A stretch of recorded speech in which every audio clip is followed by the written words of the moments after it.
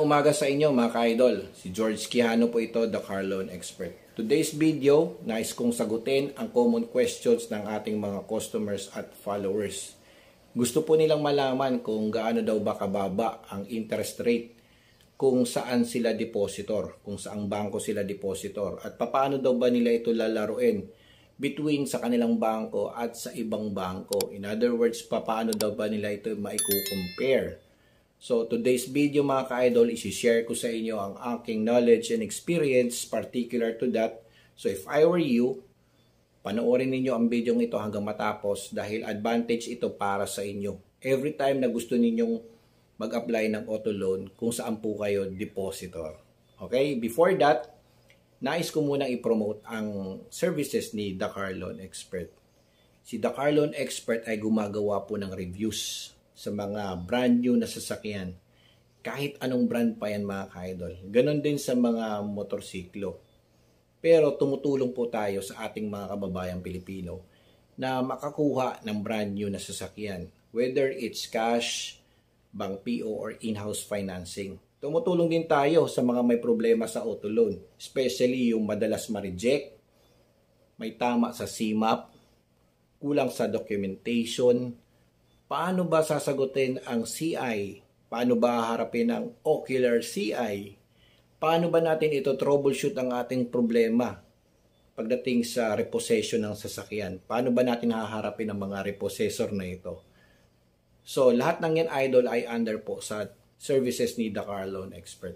All you have to do, hanapin po ang aking Facebook page, okay, The Car Loan Expert. Then, i-follow ninyo, i-like ninyo, at sabihin ninyo ang inyong mga concerns dito mga ka-idol. Dahil sasagutin natin yan isa-isa. Okay? Dahil nagbabasa din po ako ng mga concerns ninyo. Okay? So, umpisa na natin to mga ka-idol. I-share ko sa inyo ang aking knowledge. Actually, may problema ako dati sa credit card. In other words, CMAP si The Car Loan Expert noon. Pero mababa lang ang aking inutang idol. Siguro mga nasa around 20,000 lang. Mismo sa East West Bank. So, dahil may problema ako dito, ang ginawa ko, idol, is gusto kong i-revive, gusto kong magpapogi dito. Ang ginawa ko, nag-open po ako ng checking account mismo sa East West Bank, kung saan malapit po ang aking opisina. So, in this bank, okay, dito ko lahat pinapasok ang aking mga pera. Yung mga sweldo ko, yung aking commissions, yung mga pera na tatanggap ko or tip coming from my customers, yung mga reservations ng mga customers, and even pangbayad doon sa mga car accessories ng aking mga kliyente, pangbayad ko sa matrikula ng bata. So in other words, very productive po yung aking East West Bank mga ka-idol. Halos araw-araw may pumapasok ditong pera mga ka-idol. So, napakaganda po ng flow ng aking bangko. And then, nag-open din po ako ng another account mismo sa BDO mga ka-idol. Dahil alam naman natin na isa sa pinakamagandang bangko ang BDO mga ka-idol. Very accessible talaga ang BDO mga ka-idol. Then, ginagamit ko rin ang aking GCash. Okay? Itong GCash mga ka-idol ay very productive din para sa akin dahil yung mga customers na on the go, okay, yung may pera sa GCash, madali po sila makapag-transfer dito. Then, once na na-receive po yan ng aking GCash, didiretso po yan sa aking mga bank account. Okay, sa BDO, tapos nilulusot ko rin sa East West Bank mga ka-idol. So, dahil gusto ko mag-apply ng auto loan mga ka-idol, binayaran ko ang aking credit card through amnesty. So, mababa na lang ang nabayaran ko. Instead of paying 60,000 with interest, naging 10,000 na lang mga ka-idol because inavail ko yung amnesty. So, it's a one-time payment mga ka-idol. Same day binayaran ko. Then, nag-request po ako ng certification sa East West mismo. So, within 2 weeks, nakuha ko na yung certification mga ka-idol. Dahil sa maganda ang flow ng aking bangko, hindi lang dito sa East West, but also dito sa aking BDO, Nakikita ng bangko na labas-pasok ang aking pera in between those two banks, pero ang may malaking pera is dito po sa East West Bank dahil ito po ay ang aking checking account. So tumagal po ito ng almost 7 years mga ka-idol. So nag-try po akong mag-apply ng auto loan. Sinubukan ko yung kanilang auto loan kung gaano kababa ang interest. Since na preferred account po ako ng bangko, okay, binigyan naman nila ako ng computations. Okay? So, from that time, hindi ko pa alam kung gaano kababa ang kanilang interest rate. Sumubok lang ako mga ka-idol. Anyway, gusto ko rin i-share sa inyo kung paano ninyo malalaman kung mababa ang interest rate ng bangko. Normally, ang nagbibigay po ng mababang interest rate na bangko is yung bangko na productive pagdating sa mga loans. Hindi lang sa auto loan but also sa mga housing loans, mga insurance, etc. mga ka-idol. So, paano mo malalaman ito mga ka-idol? Yung mga bangko na busy. Yung mga bangko na busy na may pumapasok na mga customer tuwing Monday, Wednesday, Friday. Ayan. Ito yung mga bangko na malapit po sa mga business establishments gaya ng palengke. Okay? Sa mga business area gaya ng Ortigas. Ayan mga ka-idol. At isa pa sa pinaka-tip dito idol is yung maraming plaque. Yung dinidisplay nila yung plaque na awards, no, yung nakukuha nila every year na one of the top branches sila with regards to loans. So yun mga ka-idol. Bakit ko nasabing ganun idol? Itong mga bangkong ito ay talagang hustler na pagdating sa auto loan. So normally, marami ditong depositor na big time, automatically binibigyan nila ng special rate or sabihin natin preferred customers mga ka-idol. So automatically mababa po yung binibigay nilang rate sa mga customers nila mga ka-idol. So kung ako sa inyo, kausapin ninyo ang inyong branch manager para doon ninyo malaman kung anong interest rate ang ipapataw sa inyo.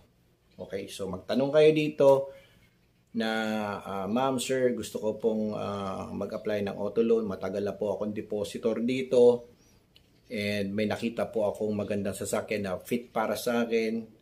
May magandang diskwento. Gusto ko mag-apply ng auto loan sa inyo. But before that, nais ko munang magpa-compute sa inyo. Based on 20%, then 3 years, 4 years, and 5 years. From there mga ka-idol, malalaman na kagad ng inyong bangko kung kayo ay qualified.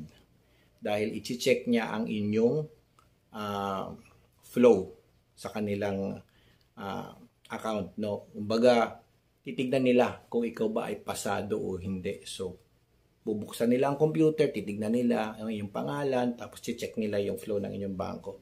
Pag sa tingin nila maganda ang flow ng inyong bangko, then that's the time na i-encourage po kayo ng branch manager na mag-apply ng auto loan. At bibigyan po niya kayo ng preferred or interest rate, magandang interest rate mga ka-idol.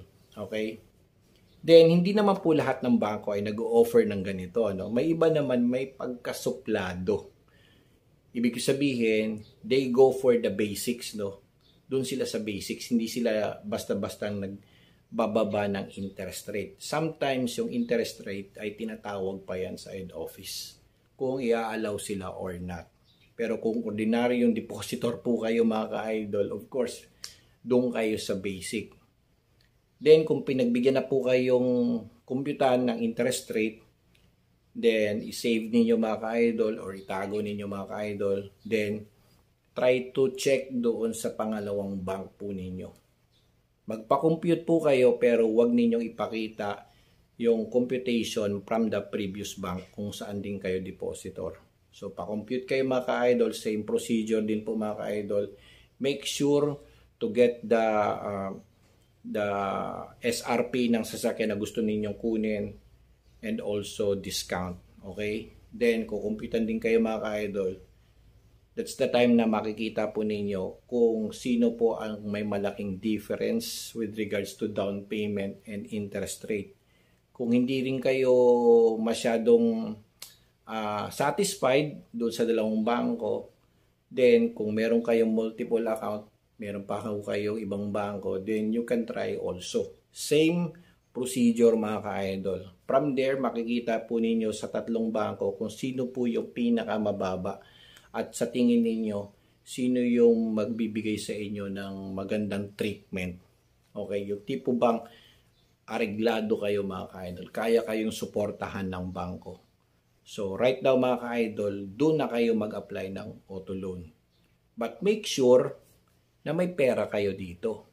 Meron kayong naka-standby na pera dito. Hindi yung biglaang nagkapera ha. Dapat meron kayong magandang history dito. May in and out dito. Frequently, may pumapasok na pera dito. Hindi po pwede rito mga ka-idol yung tipo bang dormant account. Yung tipo bang walang masyadong perang pumapasok tapos biglang may nagpadala sa iyo malaking pera, biglang pinasok. O tapos naitbulaga ngayon ng manager na may pumasok na malaking pera. So medyo mahirap i-justify, di ba? So make sure na may magandang flow. Kaya nga ini-encourage ko ang ating mga followers na stay active to your bank account. Huwag yung mahalin ang pera sa inyong bahay dahil kahit gaano kalakas kayo kumita, gaano nakatagal kayong negosyante, pero kung wala naman kayong bangko, wala kayong may papakitang magandang bank statement, by the time na gusto ninyo mag-apply ng auto loan, wala. Mahirapan kayong ma-approve. Okay? Hindi maniniwala sa inyong bangko. Alam nyo naman ang bangko mga ka-idol, hindi naman sila nanghihingi ng collateral. Kung may lupa kayo, may business kayo, whatsoever. Ang gusto lang makita ng bangko, idol, is meron kayong smooth account sa kanila. Meron kayong magandang flow ng pera. Security ito, idol, para malaman nila kung talagang may income kayo. Dahil kung sa ibang tao pa yan, kung mangungutang kayo sa ibang tao, of course, hindi kayo pautangin kung wala kayong collateral. Hindi rin kayo pautangin kung hindi sila secured sa inyo. Okay? At mas lalong hindi sila magpapautang sa inyo kung wala naman kayong negosyo at hindi kayo kilala. Diba? So sa bangko mga ka-idol, kahit hindi po kayo kilala ng bangko, basta as long na may nakita silang magandang flow sa inyong bank statement, then okay na kayo mga ka-idol, pwede na kayong umutang. But before you do that mga ka-idol, make sure na yung kukunin mo sa sasakyan ay angkop din sa inyo. Yung kaya ninyong downan, kaya ninyong monthlyhan. Huwag kayong mag-expect doon sa malalaking sasakyan dahil maaari pa rin kayong ma-decline. Kumbaga, hindi nagmamatch yung inyong income doon sa unit na gusto ninyong kunin. Example, halimbawa, malakas kayong kumita sa online pero yung online ninyo nag-average lang ng 100,000 kada buwan or 150,000 kada buwan. Tapos gusto ninyong kunin is yung top of the line na SUV na worth 2 million. Medyo mahirapan kayo mga ka-idol. Lalo na't gusto ninyong mag-apply ng walang co-maker. O, diba? So, it's a case-to-case basis mga ka-idol. So, lahat ng yan mga ka-idol ay itatakel ko rin sa inyo once na gusto po ninyo magpa-consult kay the car loan expert.